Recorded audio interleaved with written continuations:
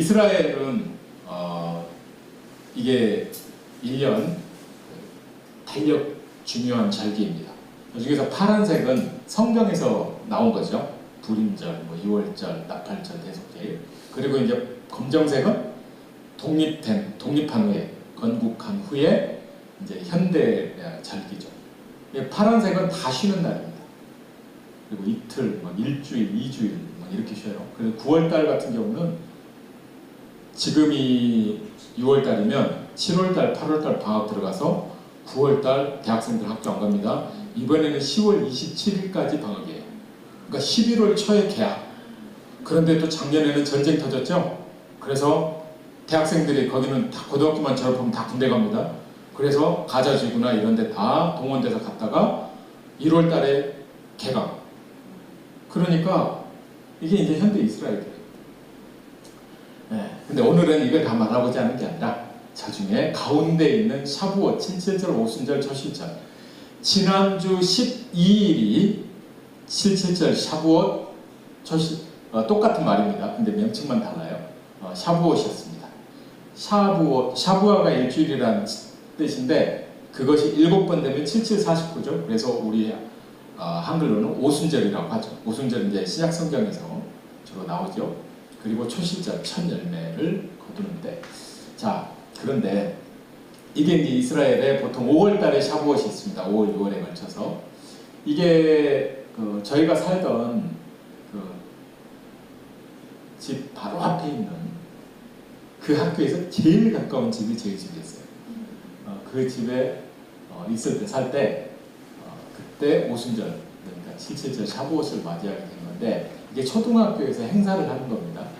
근데 길 바닥에 뭔가 많이 흩어져 날리는 게 있죠. 그게 밀집단 그런 것들이고 이제 보리추수를 했겠죠 그때쯤에.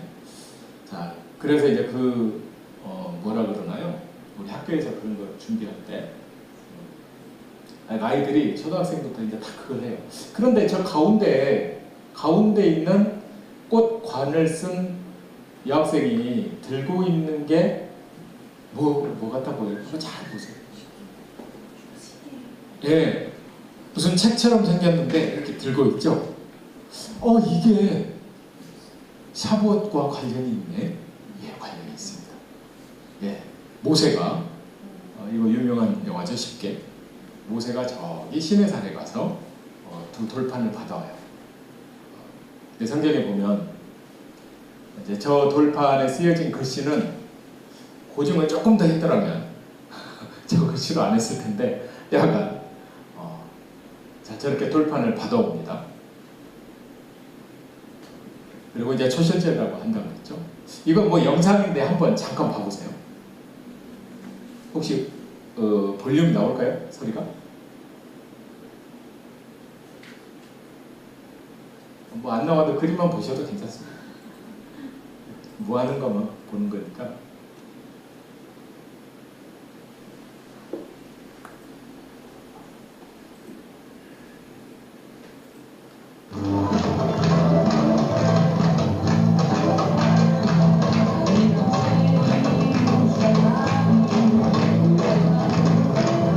저 아이들이 무슨 상자 같은 걸 가지고 나오죠? 맨 앞에다가 저렇게 놓습니다. 한 줄로. 저게 뭘 의미하는 걸까요? 그 다음에 뒤에서 이제 뭐가 좋은지 저렇게 것들이 뛰어나옵니다.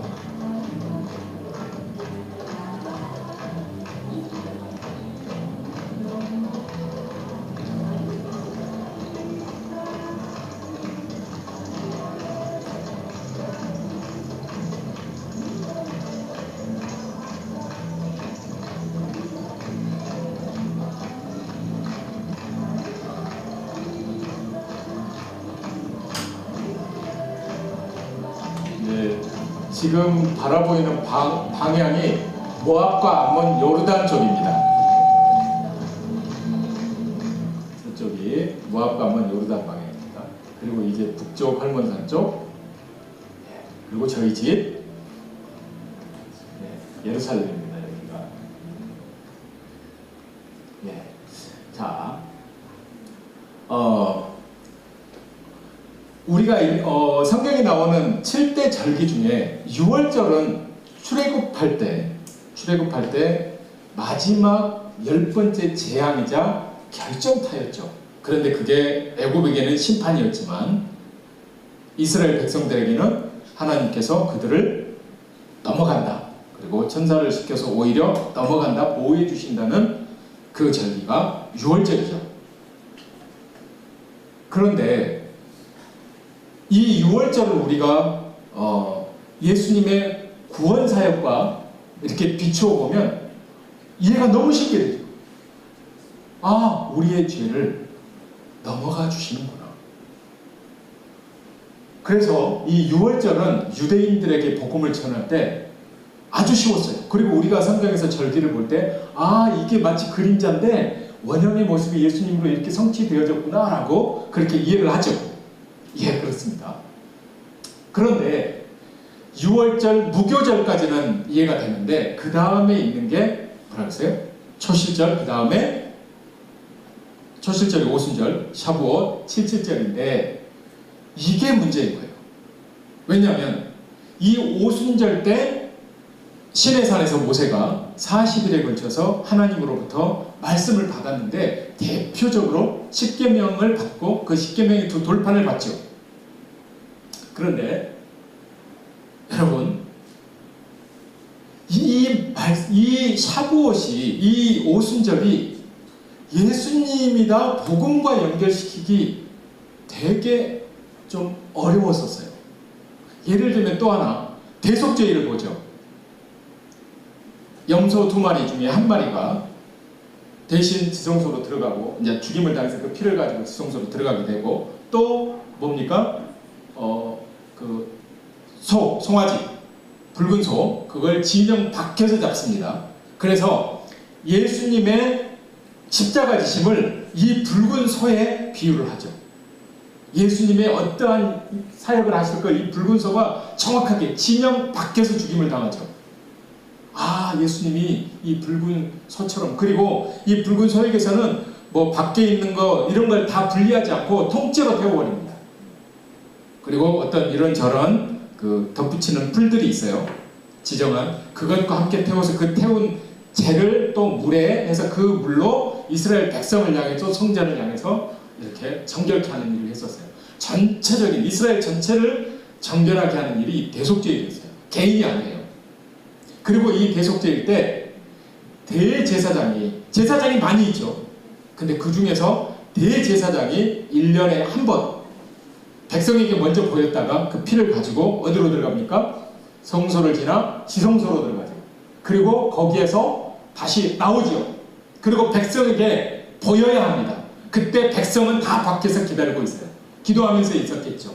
그 대제사장이 보여야, 그러니까 처음에 한번 보이고 들어가서 다시 나온 그 대제사장이 두 번째로 자기들에게 보여야 아, 우리의 죄와 우리 민족의 죄가 사해졌구나라는 걸 확인을 하는 거예요. 이게 대속죄예요. 그런데 요한이 이렇게 말합니다. 보라, 세상 죄를 지고 가는 하나님의 어린 양이로다. 아닌데, 아사셀 염소가 지고 가는데 양은 지고 가는 게 아닌데. 이것은 세례 요한이, 침례 요한이 6월절과 대속죄를 오버랩시켜서 예수님을 보고 말씀을 하실 거예요. 어린 양의 모습과 죄를 지고 가는 염소의 모습, 그 모습을 오버랩시켜서 말하는 거예요. 자, 그런데 이건 뭐 그래도 얼른 이해가 쉬웠어요. 그리고 유대인들에게 이제 우리는 복음을 전했어야 되니까, 야, 얘들아, 너네들이 이렇게 절기를 지키고 있는데 6월절이 이런 의미야. 너네 대속죄일이 이런 의미야. 그러면 이래요. 그런데 그 사이에 있는 이 샤부옷, 7.7절, 이게 예수님으로 어떻게 연결되어져서 이들에게 말을 했어야 하는가. 일단 저에게 이해가 없기 때문에 이걸로 지금부터 4년 전쯤에 엄청 고민을 했었어야 됐어요. 그런데 이미 그러한 내용들이 있는데 책 좀 독서를 안 하다 보니까 거기는 그런 자료보다도 그냥 성경을 보고 고민해야 되는 시간이 더 많았어요. 그런데 문득 이런 생각이 스치는 거예요. 평면으로만 생각하지 말고, 아니 입체적으로만 생각하지 말고 평면으로 한번 생각해봐. 무슨 말씀이죠? 너는 이렇게만 생각하니까 모르지만 한번 이렇게도 생각해봐. 평면으로 갔다가 나오는 거 생각해봐. 아, 그게 뭘까? 3차원적으로 생각하지 말고 2차원적으로 생각하라는 것 같은데, 그러고 보니까 희미하게 보였어요. 그리고 이게 이거? 이게 이거? 이거 이거?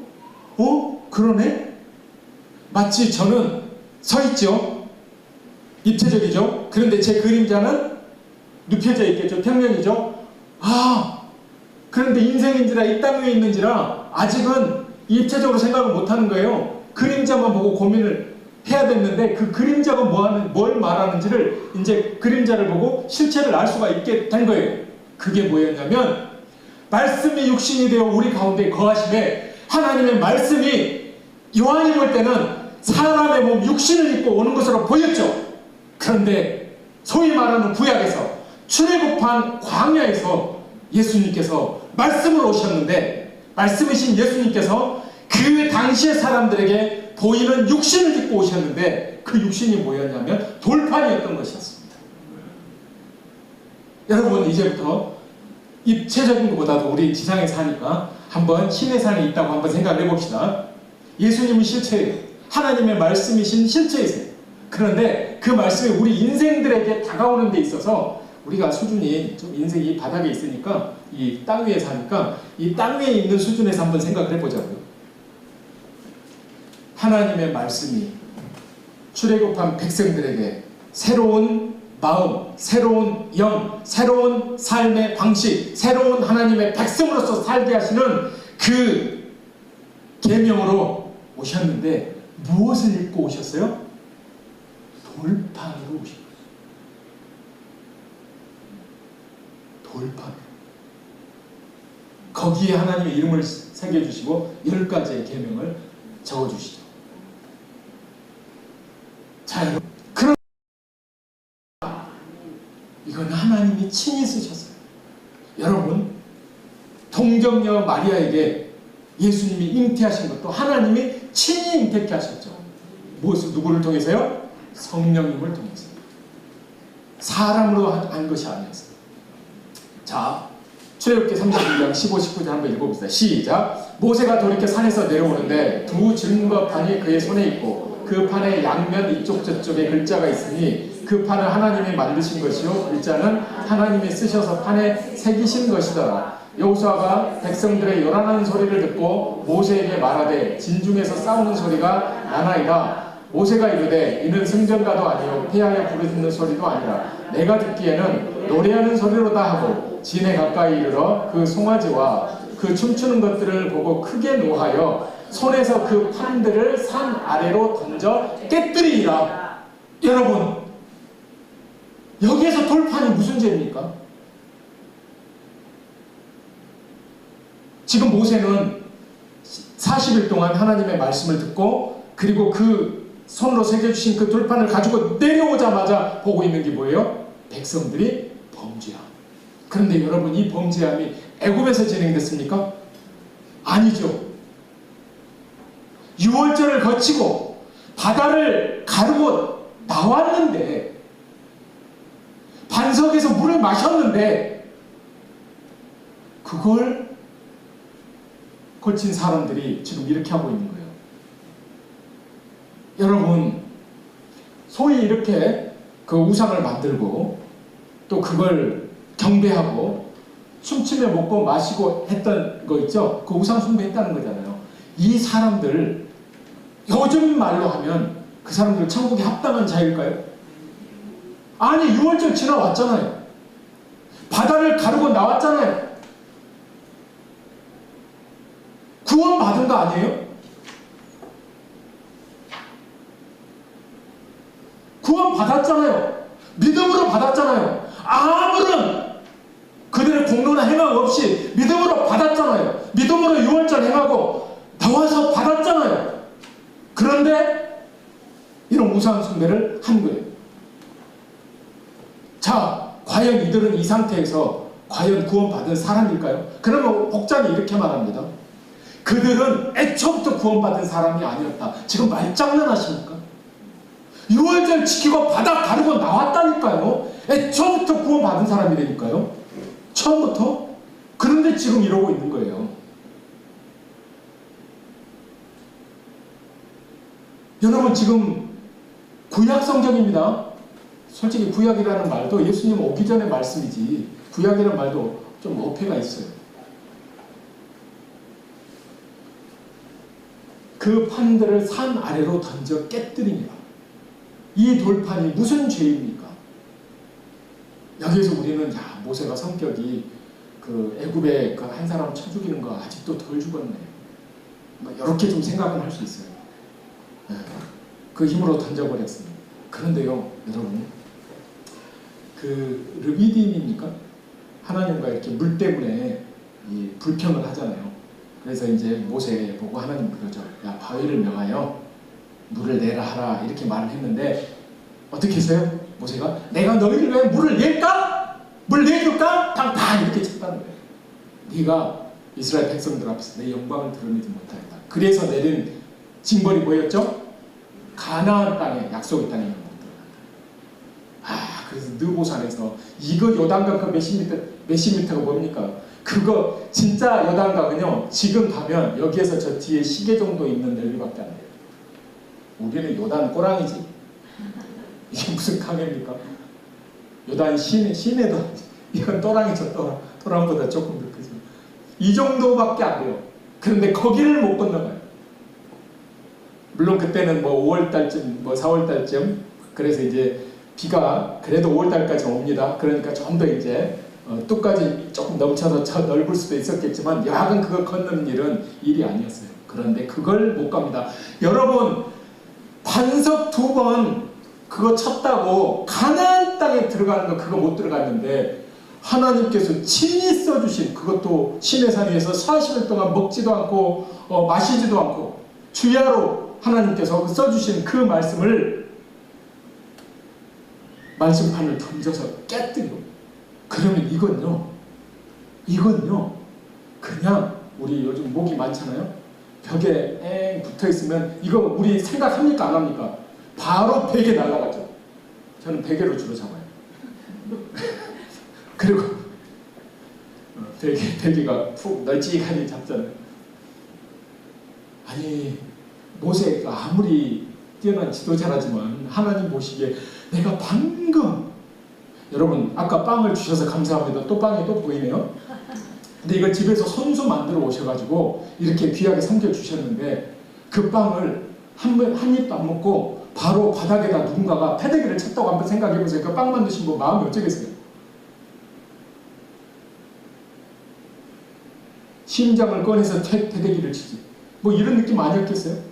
그런데 그 돌판을 깨뜨려지는 모습을 돌판이 깨뜨려지는 모습을 보신 하나님께서 여기에서는요 아무 말씀도 안 하십니다.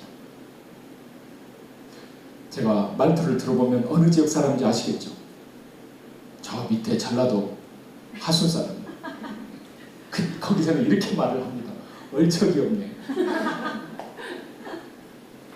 월척이 아니고 맷돌의 선자를 어처구니라고 하잖아요. 뭐 그걸 좀 줄여서 말하지, 어처구니가 없네, 얼척이 없네. 한번 생각해보세요. 맷돌이 이만하게 다행이지 손잡이가 없으면 이거 어떻게 돌려요? 근데 우리나라 맷돌은 이만하죠. 이스라엘 맷돌은요 세워놓고 돌리는 거예요. 소가 돌려야 돼요. 맷돌이 있는데 소가 없네, 어떻게 해야 돼요 이거? 이런 느낌 오는 상황. 아무 말씀 안 하셔요. 왜 안 하셨을까? 전혀 언급이 없어요. 누가 보이죠? 우리에게는 예수님이 보이죠. 육신으로 오신 예수님. 말씀이 돌판의 모습을 가지고 오셨는데 그 돌판의 모습이 백성들의 죄를 위해서, 백성들의 죄 때문에 대신 깨뜨려지셨다. 십자가 위에서 대신 제물이 되셨다.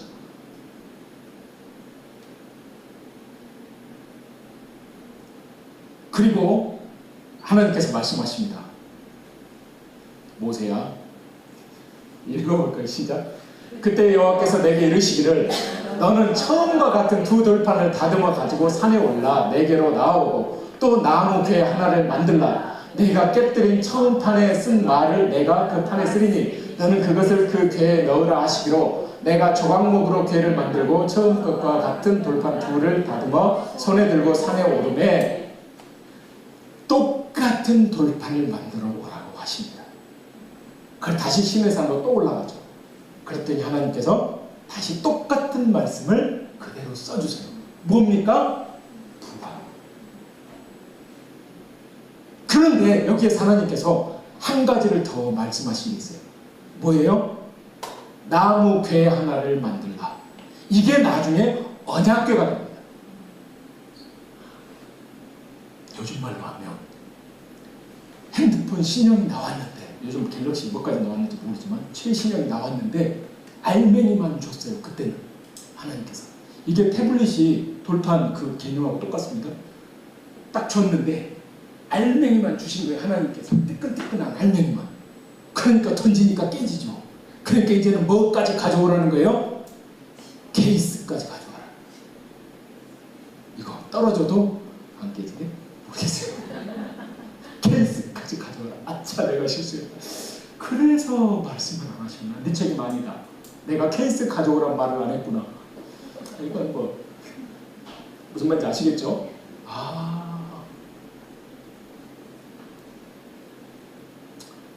자, 여호와께서 그 총의 날에 산 위 불 가운데서 너희에게 이르신 십계명을 처음과 같이 그 판에 쓰시고 그것을 내게 주시기로 내가 돌이켜 산에서 내려와서 여호와께서 내게 명령하신 대로 그 판을 내가 만든 궤에 넣었더니 지금까지 있느니라. 출애굽해서 이거 뭐 거의 한 3달째 있었던 일인데 이제는 건너가기 직전이니까 이 사이에 40년이 지난 거죠. 자, 그래서 예수님께서 부활하시고, 자, 언약궤 속에다 넣었는데 성막을 만들었습니다. 이 언약궤는 성막의 어디에 위치하죠? 지성소에 있죠. 이걸 이제 그림자를 세워보세요. 제 머리가 바닥에 있는데 제가 딱 서 있으면 제 머리가 어느 쪽을 향해 있습니까? 하늘 쪽을 향해 있죠. 이 성막을 무엇을 보고 만들었다고 했죠? 하늘에 있는 뭔가의 식양을 보고 양식을 보고 그대로 만들었다고 했죠. 그림자예요. 모형이에요. 그런데 원형으로 가보세요. 지성소가 어디입니까? 하나님의 보좌가 있는 곳이 지성소. 근데 성막 안에서 그 법궤 위에 덮는 걸 뭐라고 하죠? 뭐 덮개라고 해요. 그 자리를 뭐라고 하죠? 시은좌, 시은소 그러잖아요. 그러면 이걸 입체적으로 실제를 봤을 때 그 실제는 이 시은좌, 시은소가 어디라는 거예요? 하나님의 보좌. 이해가 되세요? 하나님의 보좌가 이 성소 안에서는 시은소구나. 하나님의 보좌가 이 언약궤 위에 있구나. 근데 언약궤 안에는 뭐가 있다고요? 돌판, 깨어진 돌판. 근데 다시 새롭게 된 부활한 돌판이 있구나. 자, 여러분, 이 오순절, 이 샤부오시, 이 77절, 이게 신약에 와서 오순절로 성령님께서 임하시는 걸로 실현이 되어집니다. 그런데 이 말씀은 그냥 되어진 게 아니라 약속한 걸 성취하여 주신 것이었어요. 한번 에레미야서 한번 같이 읽어봅시다. 시작. 그러나 그날 후에 내가 이스라엘 집과 맺을 언약은 이러하니 곧 내가 나의 법을 그들의 속에 두며 그들의 마음에 기록하여 나는 그들의 하나님이 되고 그들은 내 백성이 될 것이라 여호와의 말씀이니라. 여러분, 그 언약의 내용이 바뀌었습니까? 하나도 언약의 내용은 안 바뀌어 있죠. 그런데 다만 무엇만 바뀌었어요? 그 말씀이 전에는 돌판에 기록되어졌는데 그 다음에는 이제 예수님의 원형적인 모습으로 오셨다가 지금 올라가시는데 그 올라가신 예수님께서 나중에 뭐라고 말씀하시죠? 내가 가서 누구를 보내겠다? 보혜사를 보내겠다. 근데 그걸 예레미야에서는 예언을 어떻게 했어요? 이렇게 하십니다. 내가 너희들의 마음속에 내 율법을 새겨 기록하겠다. 그리하여 나는 너희들의 하나님이 되고 너희들은 나의 백성이 될 것이다. 자, 이게 예수님께서 하신 말씀이죠. 읽어보겠습니다. 시작. 그러나 진리의 성령이 오시면 그가 너희를 모든 진리 가운데로 인도하시리니 그가 스스로 말하지 않고 오직 들은 것을 말하며 장래일을 너희에게 알리시리라. 그가 내 영광을 나타내리니 내 것을 가지고 너희에게 알리시겠습니다. 이게 그대로 성취되어졌고 이후로 2000년이 지난 오늘까지 이제 이르렀습니다. 여러분 이제 여기까지는 도입이에요. 10일 전이 오순절이었으니까 제목입니다. 두렵고 떨림으로 구원을 이루라. 본문이 고린도전서 9장부터 10장까지인데 여러분 지금 우리는 예수님께서 다시 오심을 기다리고 있죠. 초림이 아닌 재림을 기다리고 있습니다. 유대인들도 지금 메시아를 기다려요. 우리하고 공통점이 있어요. 그런데 처음 오신 예수님을 인정하지 않기 때문에 아니 이 3500년 동안 대속죄를 지켜오고 있는데 대제사장이 한 번 나타나고 그리고 지성소에 들어가서 2번 나타난다는 것. 여기에서 우리가 잘 알고 계십니다. 메시아란 말은 마샤흐란 말은 무슨 뜻이죠? 그리스도란 말은 기름 부음 받은 자라는 뜻이죠. 기름 부음은 세 사람이 받을 수 있어요. 왕, 선지자, 제사장. 그 중에서도 대제사장이 이제 가장 더 중요한데 이 사람만이 유일하게 1년에 한 번 지성소에 들어갔다가 나오죠. 이때는 개인의 죄뿐만이 아니라 민족과 나라 공동체의 죄를 사함받는 날이라고 했죠. 대제사장이 어떻게 합니까? 한번 백성들에게 자, 들어간다 이거죠. 그리고 앞에서 자기 죄를 사하는 일을 하고 그리고 피를 가지고 어디로 들어가요? 지성소. 그리고 나오죠. 그러면 두 번째 보이는 거예요. 기름 부음 받은 자 대제사장 메시아가 처음에 백성들에게 보이고 들어갔다. 어디로? 지성소로. 지성소가 어디입니까? 하늘. 부활 승천하셔서 하나님 보좌 우편에 앉아 계시다가 저리서 산 자와 죽은 자를 심판을 오시고 이게 두 번째 나타나는 거예요. 그런데 우리 유대인 형제들은 아직 여기는 모르지만 3500년 동안 대속죄를 지키고 있는데도 아직 이걸 깨닫지를 못했어요. 가끔 말하면 가끔 이해하는 사람이 있긴 해요. 왜 메시아가 2번 오는 줄 알아? 왜 우리가 예수님을 메시아로 믿는 줄 알아? 이렇게 대제사장이 2번 보이듯이 바로 이분이 오셨었어. 근데 그때는 너희들이 기다리는 그 메시아상이 아니었던 거야. 두 번째 오실 때가 너희들이 기다리는 그 메시아상하고 아주 가까워. 왕으로 평화를 가져오면서 다스릴 자. 우리는 이 예수님을 기다리고 있습니다. 이 메시아를 기다립니다. 여러분 지금부터는 좀 아주 기본적이지만 심각한 부분들이에요. 이거 잘못 이 영상이 지금 녹화가 되고 생방송이 되고 있다는 걸 저는 알고 있습니다. 지금 영상을 보고 계시는 성도님들이 보시겠죠. 여러분 하나님 말씀을 성경 말씀을 최우선으로 취하시기 바랍니다. 이 성경 말씀을 보는 사람에 따라서 해석은 여러 가지로 할 수 있어요. 언어적으로, 역사적으로, 문법적으로 어쩌는 배경이나 모든 걸 다 동원해서 이걸 해석을 할 수 있습니다. 여러 가지로 나올 수 있어요. 그러나 우리에게 주신 하나님의 말씀은 어렵지 않습니다. 쉽습니다. 간단합니다. 명백합니다. 그런데 왜 복잡해지고 어렵고 헷갈리냐면 사람의 생각을 이 말씀과 일치시키려고 하고 그것을 결론 내려고 하기 때문에 이 차이를 극복하기 위해서 사람의 논리들이 들어가는 거예요. 위대하다 하는 사람들의 그 권위가 들어가는 거예요.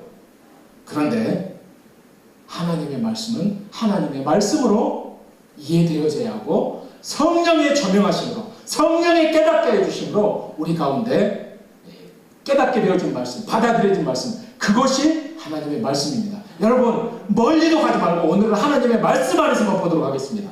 자, 한번 같이 읽어봅시다. 시작. 너희가 믿음으로 말미암아 구원을 받았으니 이것은 너희에게서 난 것이 아니요 하나님의 선물이라 행위에서 난 것이 아니니 아무도 자랑하지 못하게 하려 하심이라. 여러분, 우리가 보통 이 말씀을 가지고 바로 구원은 하나님의 선물이다. 맞습니다. 선물입니다. 그러니까 우리가 뭔가를 지불하고 받은 건 아니라는 거예요. 자, 그런데 행위에서 난 것이 아닌, 여기에서 이제 행위가 문제가 되는 겁니다.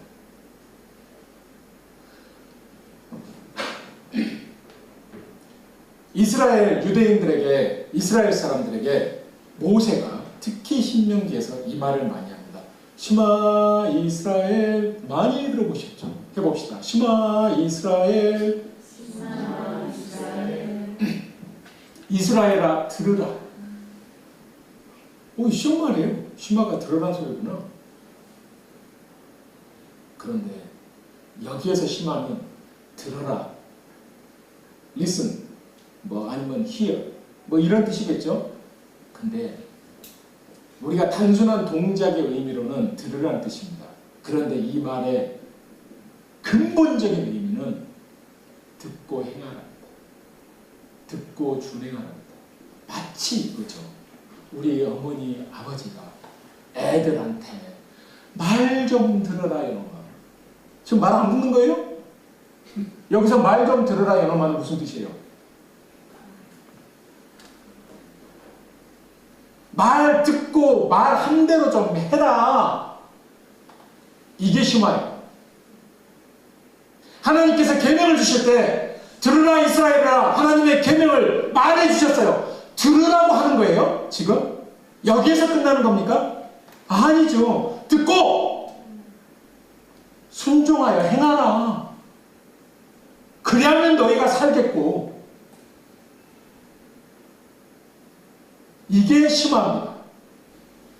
해봅시다. 심화. 심화. 여러분, 우리가 구원을 얻은 게 이 믿음이라는 부분이 우리는 구분을 할 수가 있잖아요. 왜요? 주로 생각하고 마음에서 행해지는 일이거든요. 믿는다는 게. 근데 실제로 우리가 아주 쉬운 비유를 들어보죠. 비행기 일정표가 나와 있습니다. 스케줄이 쫙 나와 있죠. 근데 우리는 지금 그냥 비행기 스케줄표가 있어. 저게 몇 시에 뜨네, 몇 시에 도착하네. 자, 그러면 여러분들이 자, 이스라엘 가려는 항공 티켓을 지금 샀어요. 어디로 2024년 6월 25일 내일 모레 간다. 오후 1시에 출발합니다. 그럼 공항에 몇 시까지는 가야 되죠? 오전 한 11시 내지 10시까지는 가서 수속하고 대기해야 되죠. 믿어요. 이 표를 믿어요. 샀어요. 믿어요. 근데 여기까지입니까? 내가 이 표를 사면 이스라엘 간다. 이 표만 갖고 있으면 나 이스라엘 간다. 했을 때 돈을 주고 샀어요. 그리고 시계를 보면서 야 25일이다. 여기까지 믿었어요. 그런데 정작 25일 됐는데 안 갔어요. 안 가고 있는 순간에도 자기는 믿어요. 나는 믿는다. 이 비행기가 반드시 이스라엘 가는 걸 믿는다. 니는 못 가. 대개 우리는 믿음을 이렇게 알고 있어요. 내 머리와 내 마음이 믿으면 믿는 거다. 그리고 행함이 없어요. 그래서 이 행함을 갖다가 여기에서 행위에다가 붙여요. 이제 시마 이스라엘이 뭐라고 그랬죠?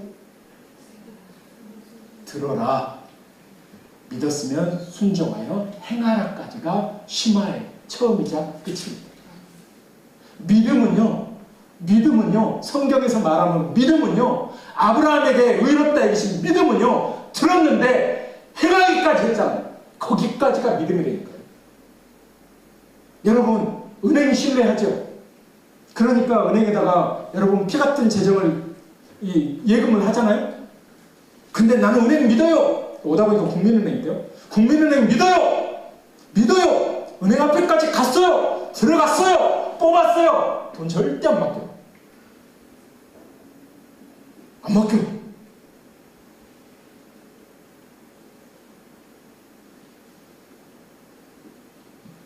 여러분,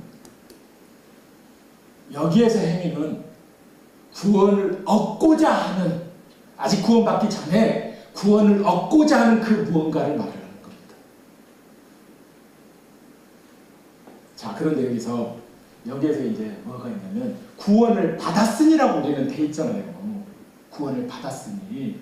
그래서 일부러 저 밑에다가 이제 또 알아먹지도 못하고 조금 그 밑에 건 조금 알듯 말듯 한데 그 가운데 있는 건 뭐예요 저게, 이런 걸 좀 써놓은 거예요.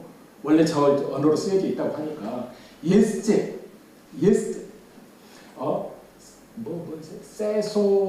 세소스 메노이 디아 피스테우스 페이스 믿음이네.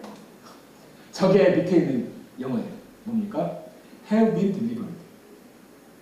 자, have been, PP는 뭡니까? 현재 완료라고 하죠. 과거에 어떤 일어났던 일이 지금까지, 현재까지 쭉 어떤 그 영향하에 있는 것. 효력이 내지는 뭔가가 계속 되어지고 있는 것. 근데 그 밑에 are saved. 현재인데, 아니까 현재죠? 안돼 현재인데 과거에 구원받은 그게 지금도 구원받은 상태로 존재한다. 그러니까 의미가 같죠? 자, 여러분 보세요. 구원을 받았으니 그 받은 게 지금 어떤 상태로 있는 거예요? 받은 상태가 그대로 유지가 되어지고 있는 거예요. 어떻게 했을 때? 내가 그 말씀을 듣고 믿음으로 나아갔을 때 그게 지금 구원 받고 있는 상태예요. 그런데 여기에서 그 다음 말씀 보면, 자, 그러므로 읽어봅시다. 시작. 그러므로 나의 사랑하는 자들아, 너희가 나 있을 때뿐 아니라 더욱 지금 나 없을 때에도 항상 복종하여 두렵고 떨림으로 너희 구원을 이루라 그랬네요. 여러분, 아까 에베소서는 누구에게 한 말입니까?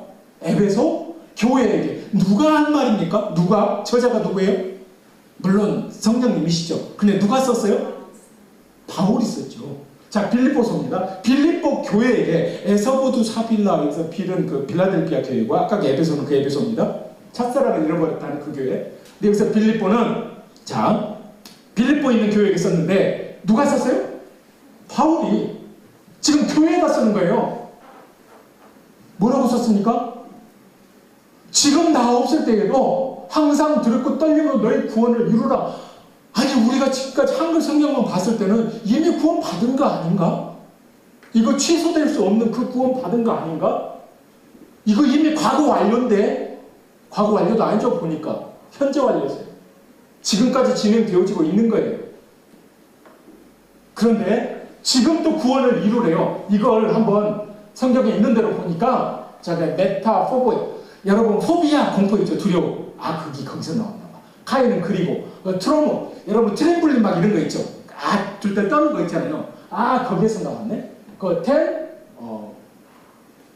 헤어톤 구원을 어쩌라는 거예요? 두렵고 떨림으로. 그 다음에 저 영어로 봐요.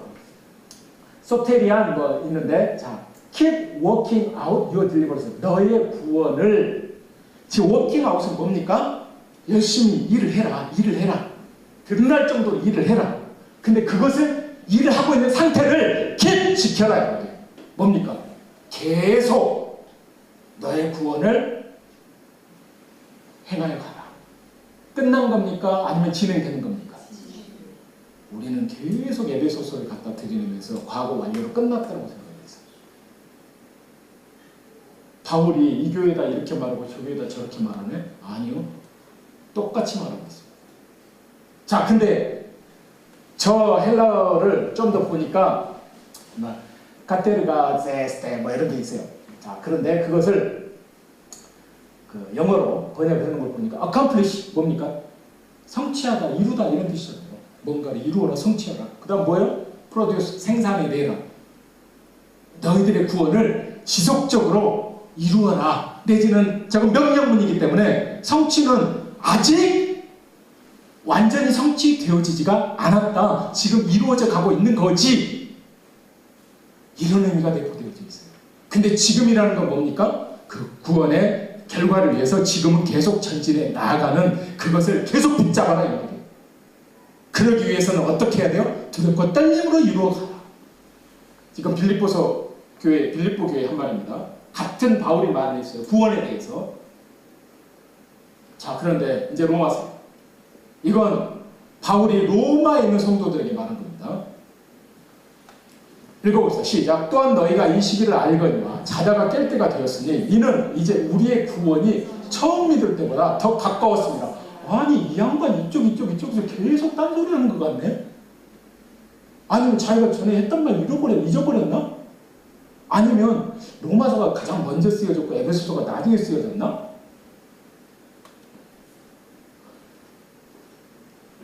구원이 처음 믿을 때보다 원래는 더라는 말이 있습니다. nearer. 근데 우리 번역본에는 더가 없어요. 그냥 가까웠다라고만 돼 있어요. 자, 가를 뭐 이렇게 돼 있어요. 자, 더 가까웠다. 아직도 끝난 게 아니네. 언제까지 가야 됩니까?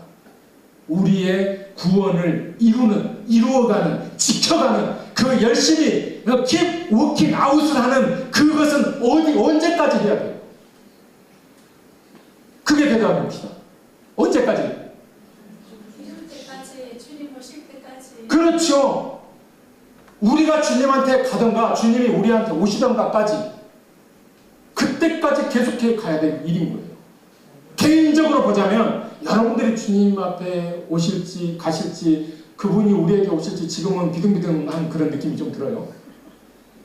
여하간 그 주님 앞에 설 때까지는 방금 앞에 있는 세 가지 상태에서 우리는 계속 가는 거예요. 과거에 우리에게 주셨다라고 해서 끝난 게 아니에요.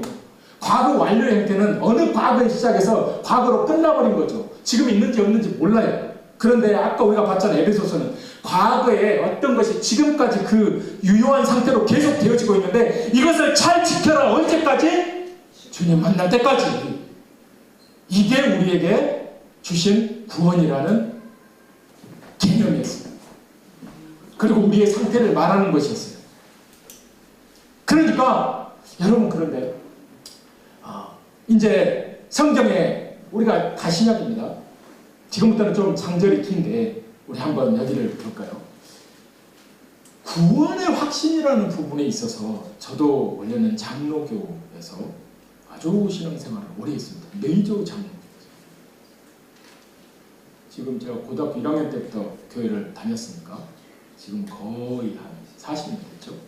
그러면 잔뼈가 굵었죠, 저도. 그리고 선교지에서 25년 있었고 거의 장로교 배경이었어요. 그런데 성경을 보면 확정이 되어진 게 아닌데 왜 확정된 걸로 자꾸 가르치는 걸까? 그래서 저는 기가 죽었었어요. 어떻게요? 저 사람은 다 공부를 많이 했는데 어디 학교도 나왔는데 어디 대학원도 나왔는데 더 책도 많이 읽었는데 나보다 더 많이 알겠지. 내가 뭘 모르겠지.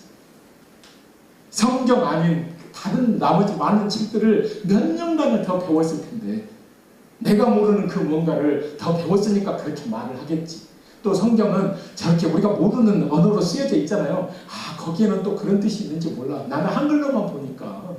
그것도 우리 한글인데 100년 전 문투에 그런 투로 써져가지고 이거 한글도 연구해야 될 판이잖아요. 그래서 저는 거기에 기가 죽었어요. 그리고 그러려니 하고 반박을 못했어요. 그런데 성경만 보면 결정된 거 없는데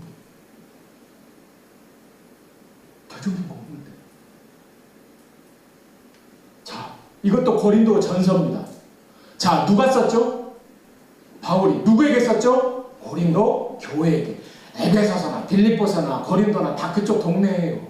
로마만 로마지. 근데 로마서를 쓸 때 무슨 언어로 썼어요? 헬라어로 썼잖아요. 라틴어로 쓴 게 아니라.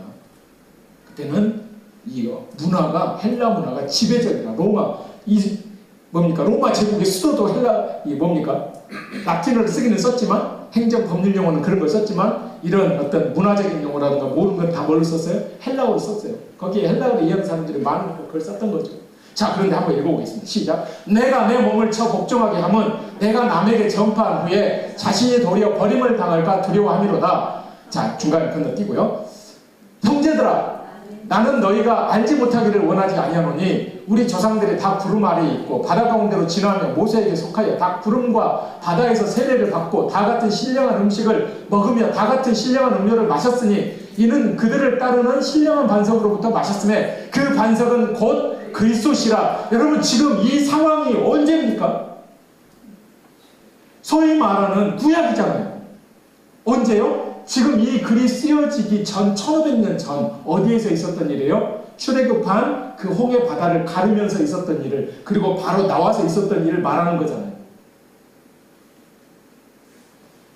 그러나 그들의 다수를 하나님이 기뻐하지 아니하셨으므로 그들이 광야에서 멸망을 받았느니라. 이러한 일은 우리의 본보기가 되어 우리로 하여금 그들이 악을 즐겨한 것 같이 즐겨하는 자가 되지 않게 하려 함이니, 중간생략, 그들에게 일어난 이런 일은 본보기가 되고 또한 말세를 만난 우리를 깨우치기 위하여 기록되었느니라. 그런즉 선줄로 생각하는 자는 넘어질까 조심하라.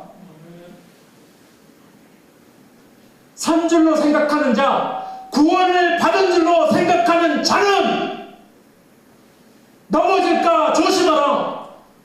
믿음에서 떠나 구원을 잃을까 조심하라, 이 말입니다.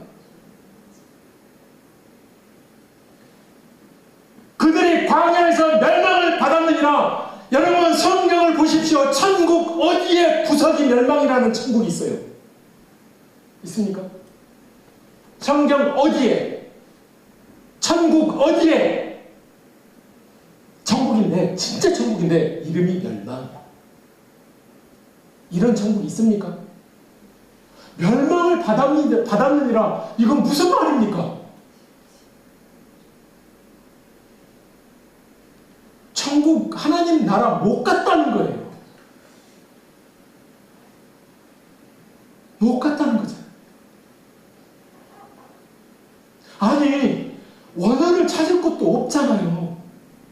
그냥 성경에 있는 말, 바울 사도가 쓴 말씀 그대로만 읽어도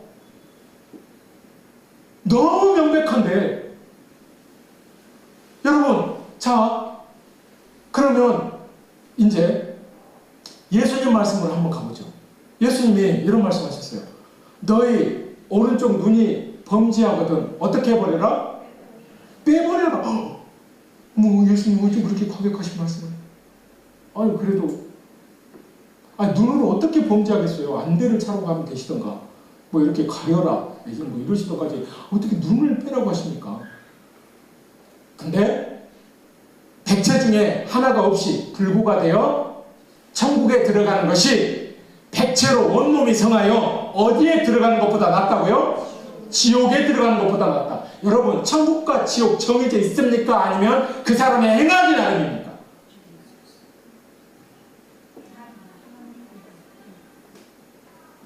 정해져 있지 않아요. 자, 여러분 성경에서 두 번 말하는 것은 한 번만 말해도 믿는데 두 번 다른 말로 똑같이 하면 이것은 확실하게 도장 찍고 카피해가지고 사진 찍었다니까 이런 거예요. 그 아가서를 노래를 쉬르라고 합니다. 히브리어로. 근데 뒤에가 쉬림이라고 붙어 있어요. 쉬림은 노래들이에요. 앞에는 쉬르 하나. 노래들 중에 노래. 하나만 말해도 되는데 뒤에다 한 번 더 말했잖아요. 이건 진짜 최고의 노래라는 뜻이에요. 우주, 우리가 이러죠. 우자도 지구, 주자도 집주죠. 우주. 복잡하잖아요? 집의 집이니까 우리가 끝을 알 수 없는 우주가 이 우주라는 말이거든요. King of Kings. 우리 이 말은 정말 잘해요. 왕의 왕, 주의 주. 그냥 우리는 찬양하고 막 이럴 때 하지만 이게 의미가 어마어마한 거예요. 서울에 살지만 대통령 얼굴 앞에서 5m 앞에서 볼 수나 있습니까? 좀 가까이 가면 누가 빡 쳐버리죠. 경호원들이. 하물며 그 왕들의 왕인데. 여러분 어디 들어갔다? 두 번 말합니다. 여기서 예수님께서 또 이렇게 말합니다. 네 오른손이 범죄하거든 이제는 찍어버려라. 온몸이 성하여 지옥에 들어가는 것보다 불구로 천국에 들어가는 게 낫다. 앞에 봤겠죠? 두 번 똑같은 말씀을 하세요. 여기서 지옥이 그냥 대충 하는 말입니까? 얼마나 심각하게 하시는 말씀이세요? 여러분 구원이 정해져 있다면 예수님이 뭐 할라 시간 없으신데 못 오려고 그런다냐? 시간 없는데 뭐 하려고 쓸데없는 말씀을 2번이나 하세요? 구원이 정해져 있다면. 그러면 이렇게 반문을 하실 수가 있죠. 이보시오 선교사 양반, 우리가 예수님 믿고 지금 구원 받은 거 아니요? 그것이 안 정해져 있다고요? 과거에 정해져 있지 않다는 거예요. 지금 우리는 그 구원 받은 것을 유지하면서 지켜가면서 가는 거죠.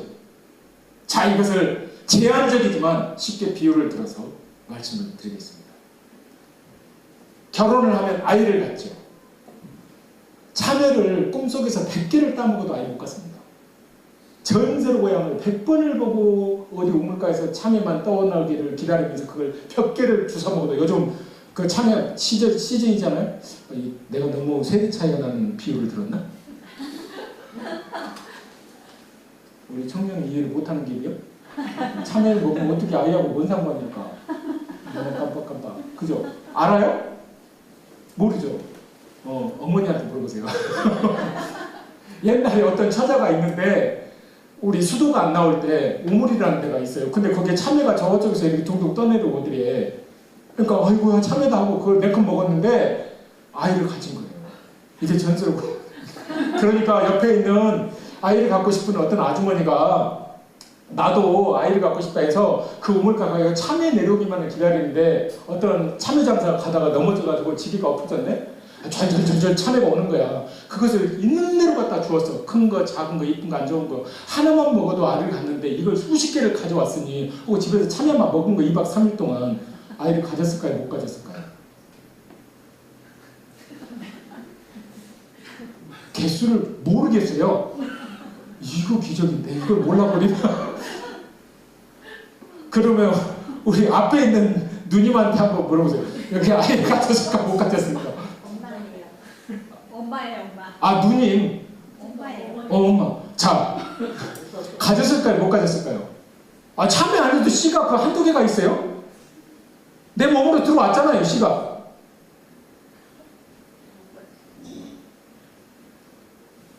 못 갔죠. 행위로는 참외를 갖다 제사를 지내도 못 갔습니다. 그걸 마을 사람들한테, 가난한 사람들에게 나눠줘도 못 갔습니다. 아이고, 네가 어디서 내려왔냐 찾아가지고 전부 다 주인에게 갖다 줘도 못 갔습니다. 구원은 이렇게 받는 게 아니에요. 근데 어떻게 하면 가질 수 있어요? 남편을 만나 결혼하면 되는 거예요. 하나님께서 우리에게 예수님이라는 생명을, 그 안에 있는 영원한 생명이, 즉 구원을 우리에게 주셨어요. 그런데 최소한 산모는 몇 달 동안은 배 안에서 잘 지켜야 됩니까? 9달에서 10달 정도. 제가 이 비유를 할까 말까 고민하다가 그래도 하자. 근데 왜냐하면 그래도 영상으로도 여기 계신 분 혹시 과거에 아기를 낳으려다가 또 어떤 또 못 나오신 분들도 있지 않을까 하는데, 근데 그래도 하자. 왜냐하면 저희가 그랬어요. 제가 나이가 50대 중반인데 아들이 이제 고등학교 1학년이에요. 그래서 학교에서 제일 부모님이 나이가 많은 걸로 첫 번째. 그렇게 해서 이제 우리 아이의 자랑이 된 거예요. 우리 아빠 나이 제일 많다? 가만히 있지. 우리 엄마 제일 많다? 40. 이런 거예요. 근데 여러분, 우리 배 안에 태중에서 최소한 10달을 잘 지켜야 됩니다. 그런데 저희는 첫째 아이를 가졌을 때 카자흐스탄에 있었어요. 아이를 가진 줄 몰랐어요. 유산. 두 번째, 아이를 가진 줄 알았어요. 장모님께서 전화가 왔어요. 조심해라. 아무 일도 하지 마라. 예, 일 안 했어요. 그냥 돌아다녔어요. 그냥 돌아다녔다고 이렇게 기차 21시간 타고. 무슨 말인지 알 거예요. 왜? 거기는 밑에 수도에서 비행기 타고 위 수도로 가려면 기차밖에 없거든요. 버스는 하루 반이 걸리고 기차로 가나 그나마, 비행기도 물론 있는데 뭐 비행기는 빠르긴 하지만 누가 몰라? 그 기차를 탔어요. 근데 어떻게 됩니까? 또 일주일 후에 병원을 가야 됐어요. 장모님께 말을 했어요. 아무 일도 하지 마라 그랬는데 왜 그래요? 정말 아무 일도 안 했어요. 우리 어머니는 야, 너네들 돌아다니는 것도 조심해야 돼. 걸어다니다가 쿵 맞기만 해도 안 돼. 3달 동안은. 그 말씀을 먼저 들었어야 되는데 우리는 버스 타고 다녀, 차 타고 다녀, 일 안 했다니까요. 결국은 또 태어나지 못했어요. 여러분, 이건 부모를 잘 만나야 되는데 왜 애들이 고생입니까? 우리에게 주신 구원은 비유입니다. 제한적이긴 합니다. 그런데 이리 찾아보고 저리 찾아봐도 가장 근접하게 설명할 수 있는 건 이거밖에 없을 것 같아요. 이건 것 같아요. 우리에게 주님께서 주신 생명, 구원의 생명, 그것이 태어나기까지 최소한 9개월, 10개월 그거 중간에 잘못되지 않게 하고 얼마나 저리면서 병원 가고 이렇습니까? 의사 선생님께 가고 이러잖아요. 우리도 매번 그랬었죠. 그런데 우리에게 주신 예수님으로 우리에게 주신 영원한 생명, 우리 인생 70이요 80인데 이 70년 80년 동안 잘 지키지 않으면 중간에 어떻게 되는 거예요? 잃어버리는 거예요. 그걸 제가 하는 말이 아니라 여기에서 바울이 자기 자신을 예로 들어서 말하는 거예요. 나도 남에게 복음을 전파해서 그들이 구원을 받게 하고 영생을 갖게 하는 것까지 하지만 그러다가 나도 어떻게 될 수가 있다는 거예요? 그 구원을 잃어버릴 수가 있다는 것을 다른 사람 예를 드는 것도 아니고 그 위대한 사도 바울이 자기 자신을 예를 드는 거예요. 여러분, 이게 괜히 지나친 겸손을 떠는 게 아닙니다. 사실이 그래요. 사실이.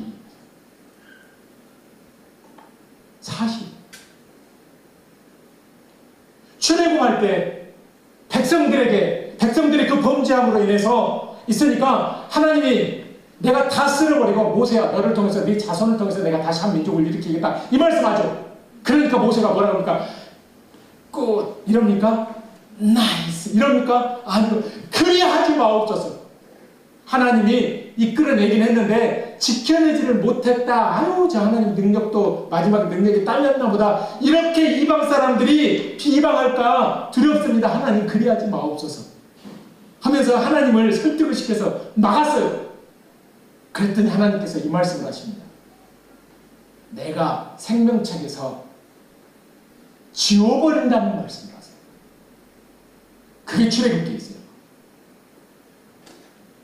그랬더니 모세가 거기에 부응해서 내 이름을 차라리 지우시지 이스라엘 백성은 봐주십시오. 근데 똑같은 말을 또 누가 해요? 바울이 합니다. 내 이름이 생명책에서 지워지더라도 누가 구원받으면 좋겠다는 거예요? 자기 동족 이스라엘이 구원받으면 좋겠다는 거예요. 여러분 생명책에서 이름이 지워질 수 있습니까? 없습니까? 있다는 걸 말하는 거예요. 누가 먼저 말한 거예요? 하나님께서. 아니 그게 무슨 다른 의미인가요? 다른 의미를 그렇게 표현한 건가요? 그게 문맥상에 안 맞는 건가요? 해석을 잘못한 건가요? 번역을 잘못한 것일까요? 아니 이 사람들이 너무나 지나치게 겸손해서 이걸 문학적으로 자기들의 어떤 겸손한 마음을 애절한 마음을 애타는 마음을 그렇게 표현한 것일까요? 아니라니까요. 그냥 그 의미 그대로 되니까요. 근데 계시록이 또 나옵니다. 생명책에서 이름이 흐려지지 아니한다.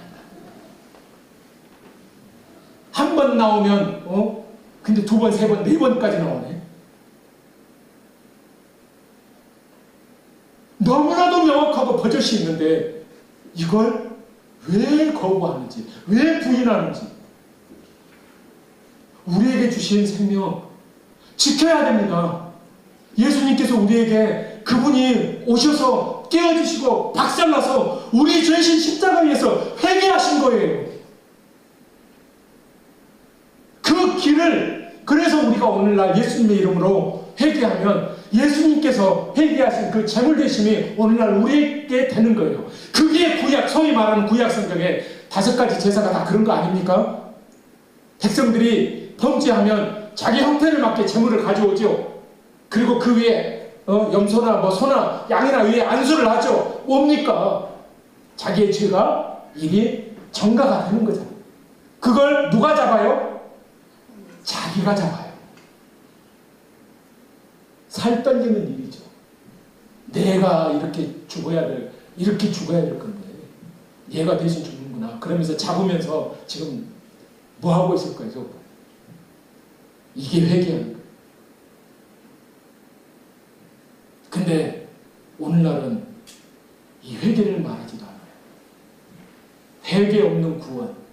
여러분 우리가 구원파 하는데 구원파가 뭐가 문제인 줄 아세요? 회개가 없어요. 예수님 믿을 때 한번 영접하고 회개하면 그 다음에는 과거, 현재, 미래의 모든 죄를 사해 줬기 때문에 회개하지 않아도 된대요. 이게 구원파예요.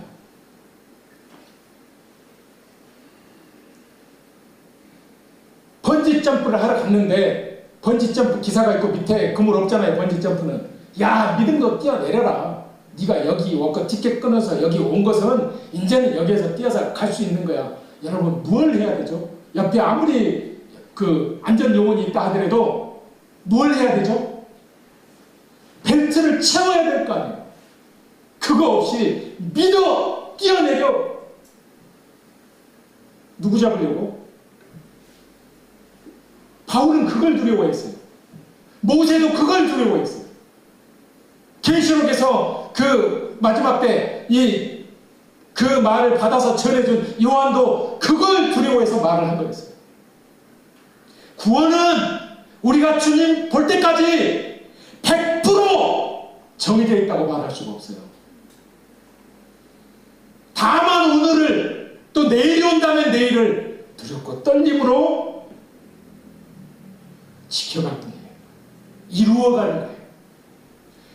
에스겔서에 이렇게 나옵니다. 어제까지 죄가 있어서 너는 멸망당한다고 했다고 하자. 그런데 돌이켜서 오늘 바른 길로 가면 너는 멸망당하지 않는다. 너는 산다. 근데 어저께까지 의롭게 살았다고 하자. 근데 그걸로 인해서 오늘 잘못 가는데 네가 살 줄 아느냐? 아니라 너는 죽는다.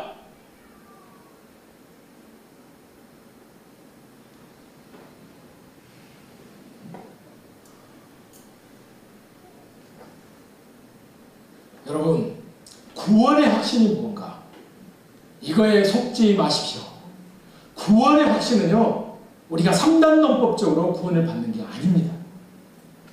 우리의 전인격, 우리의 영혼과 우리의 마음과 나의 의지와 또 나의 육신, 전인격이 듣고 순종, 준행하는 것이 거기까지가 우리의 하나님 앞에 보여드려야 할 믿음이에요.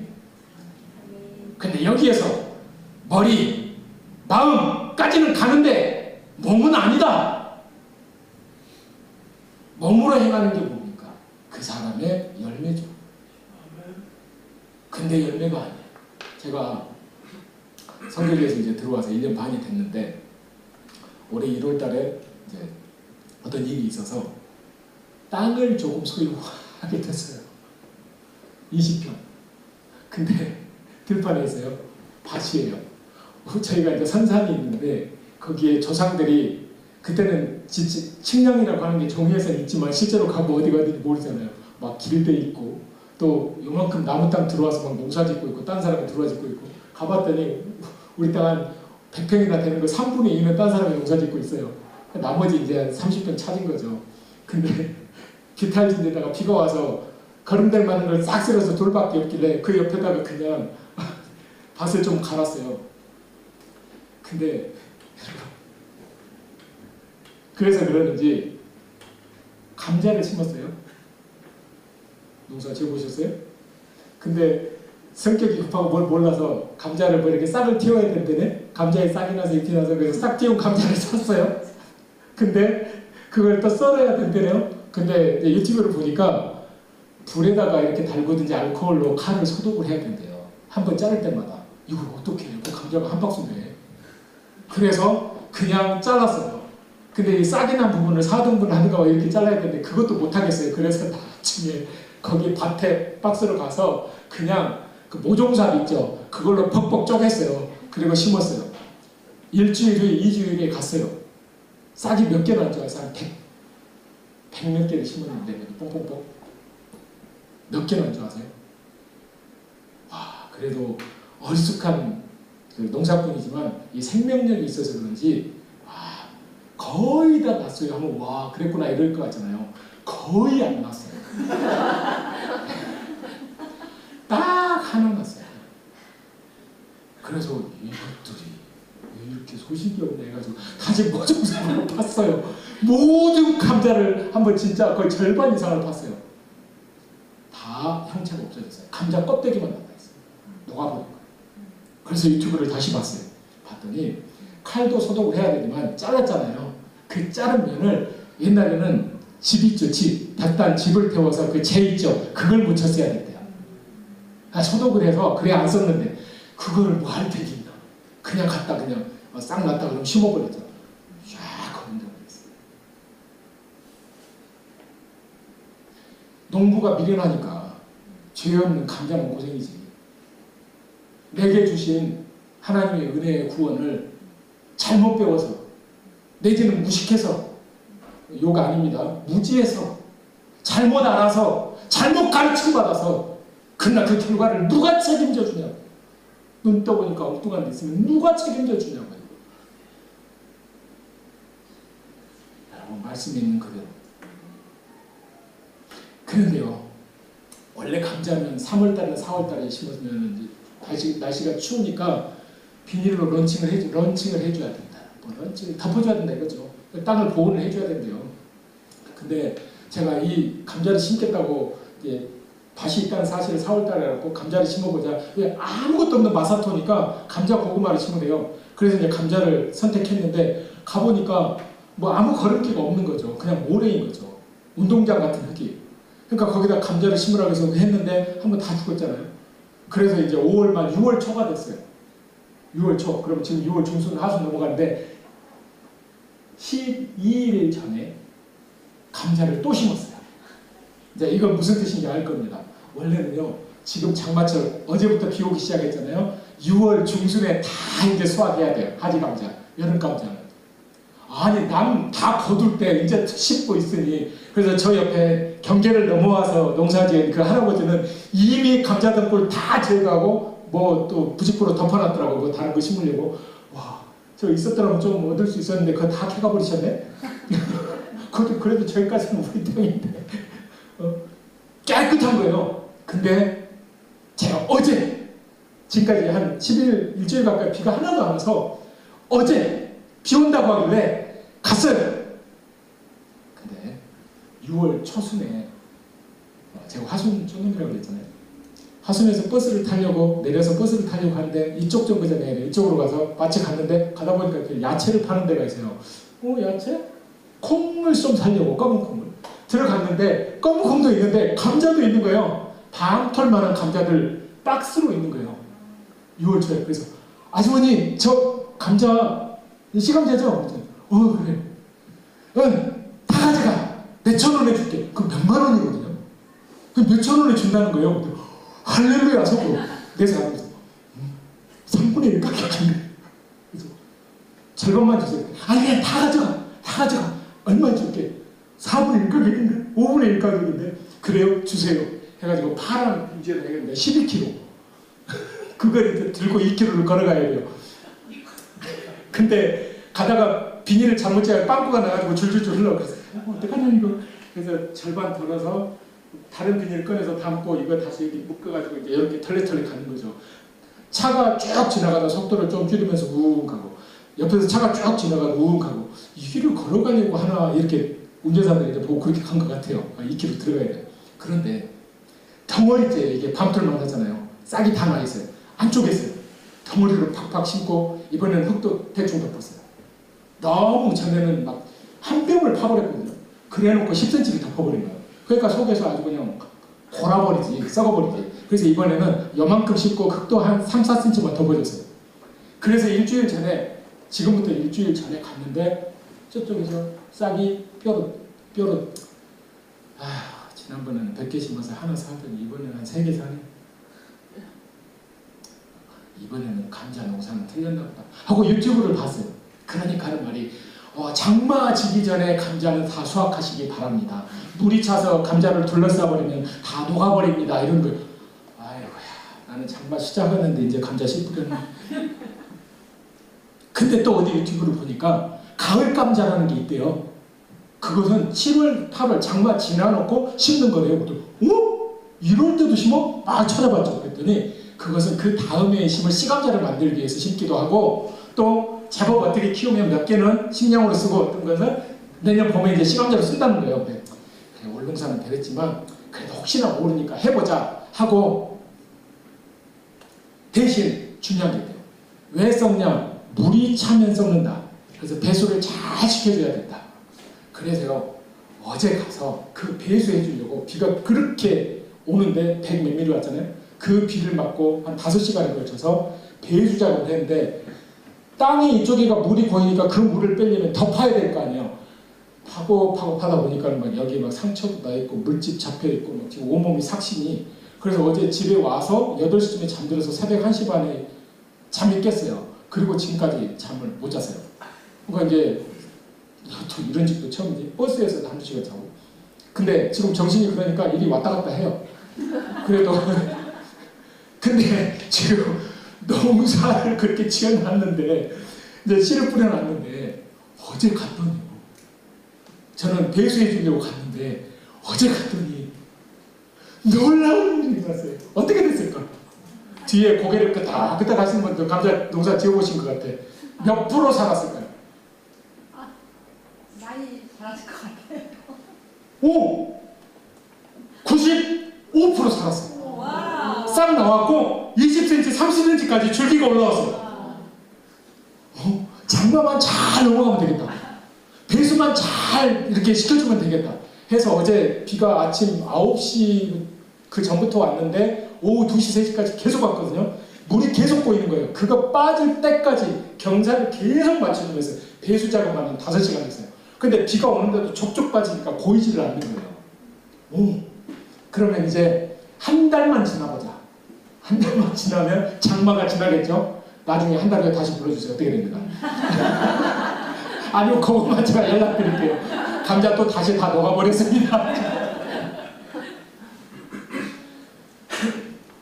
여러분, 농부를 잘 만나야 하는 것도 중요하지만, 그러나 씨앗도 생명이 중요하지만, 하나님의 말씀이, 이 성경 말씀이 있는 매뉴얼, 이 성경, 우리 인생 매뉴얼이잖아요. 하나님이 영원하신 하나님이 그렇게 사람을 많이 만나보고 인도해 보신 하나님이, 전 세계 수십억 인구를 인도해 보신 하나님이, 이런 인간 저런 인간 애들서부터 어른까지 모든 세대를 수천 년 동안 입체적으로 겪어보신 하나님이 우리에게 주신 말씀이 성경책입니다. 그 성경책의 저자이신 하나님이, 예수님이, 성령님이 제자들을 시켜서 우리에게 해주신 말씀이 어떤 것은 어렵기도 해요. 그러나 대부분의 언어는 그 맥락이나 이런 것들을 통해서 보면은 어떤 말인지 명확하게 우리가 알 수 있어요. 그것을 따르시기 바랍니다. 특히 감자 농사는 1년 망치면 그거 시종잡가 끝나는 거예요. 제가 며칠 가서 물 이렇게 부어주고 한 거, 비료 뿌려준 거, 그것만 할 것으로 내년에 하지 뭐. 올해는 경험치 쌓다고 하고. 이럴 수 있어요. 그런데 우리 인생 농사는 한 번이잖아요. 아무리 유명한 권위자가 어떤 타이틀을 가지고 앞에서 말한다 하더라도 그것이 성경 말씀과 벗어난다. 이건 분명히 너무 명확한데 벗어난다. 아닙니다. 그게 잘못된 겁니다. 예수님께서 이 말씀하셨어요. 마지막 때에는, 마지막 말세 때에는 예수님께서 이렇게 말씀하셨어요.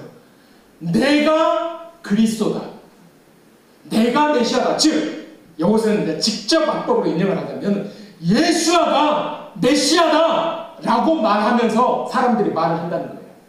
소위 저 같은 목사. 설교한다는 거예요. 근데 그들이 어떤 사람들이라는 거예요? 거짓 선지자다. 양의 탈을 쓰고 나오는데 속은 일이라.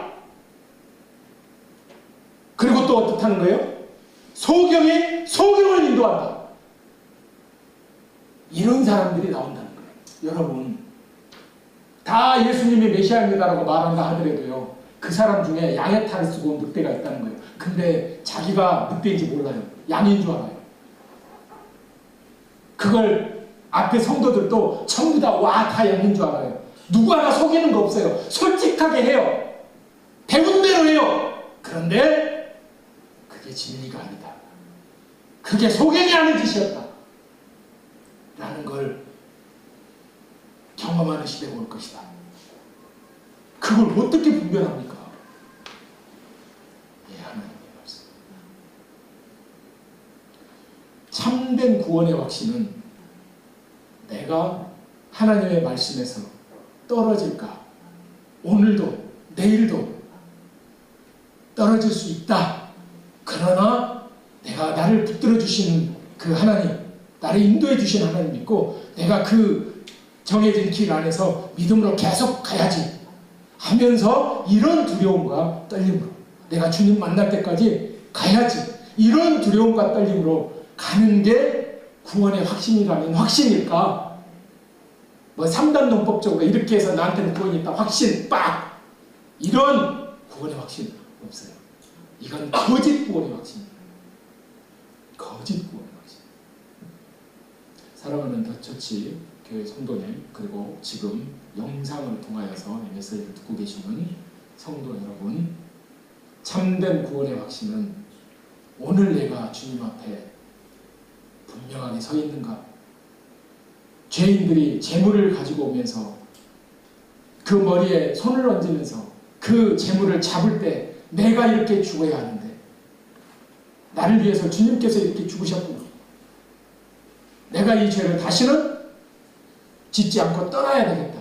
그리고 주님이 원하시는 삶을 살아야 되겠다. 그 길로 나아가야 되겠다. 라고 날마다 이렇게 나아가는 것이 구원의 다시요. 그게 구원의 확신입니다. 아멘.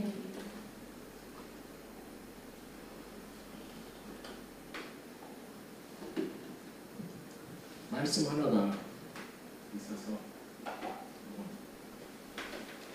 같이 보겠습니다.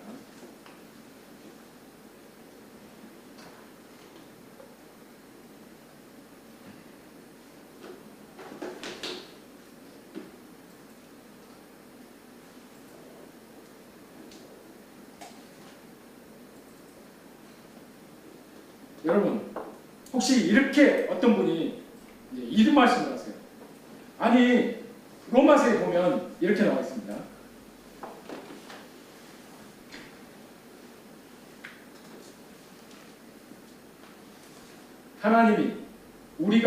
하나님이 미리 아신 자들을 또한 그 아들의 형상을 본받게 하기 위하여 미리 정하셨으니 이는 그로 많은 형제 중에서 맏아들이 되게 하려 하심이니라.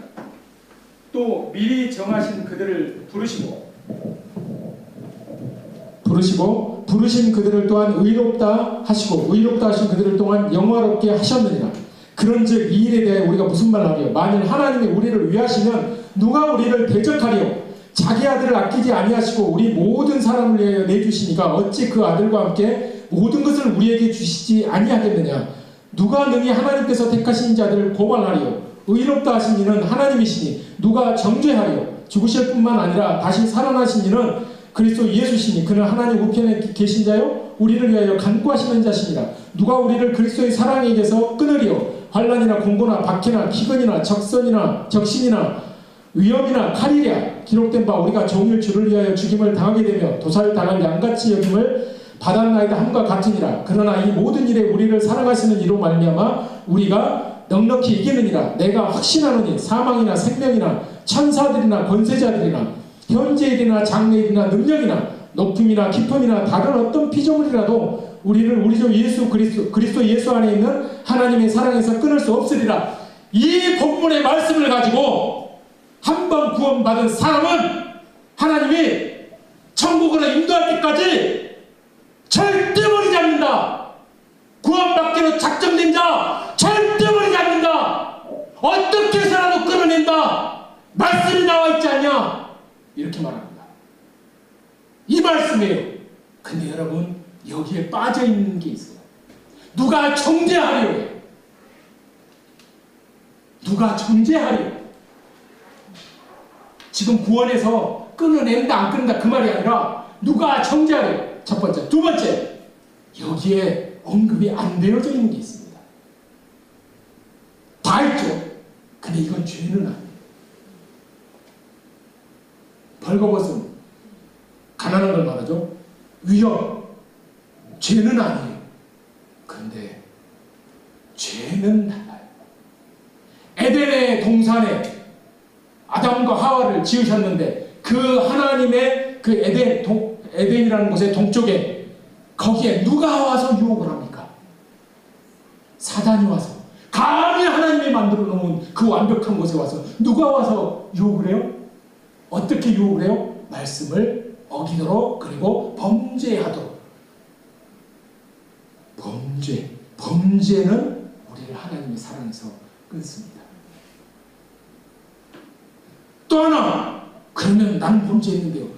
그러니까 회개하는 거예요. 구약의 5대 제사가 다 회개예요. 그것에 완성되신 분이 예수님이세요. 우리 실수할 수 있죠. 넘어지죠. 그런데 그때마다 예수님의 이름으로 회개하고 그것에서 돌이키면 그는 미쁘다 우리 죄를 맑게 씻기십니다. 그래서 여러분 두 가지 구원을 두렵고 떨림으로 이루어 가십시오. 두 번째, 날마다 회개의 영이 깨어 있어서 여러분을 구원의 떨림 가운데서 지켜나가시기 바랍니다. 회개하는 자는 구원의 확신이 있는 자예요. 말 안 해도 있어요. 아멘입니다. 자, 우리 같이 해봅시다. 회개로 구원을 이루라. 두렵고 떨림으로 구원을 이루라. 기도하시겠습니다.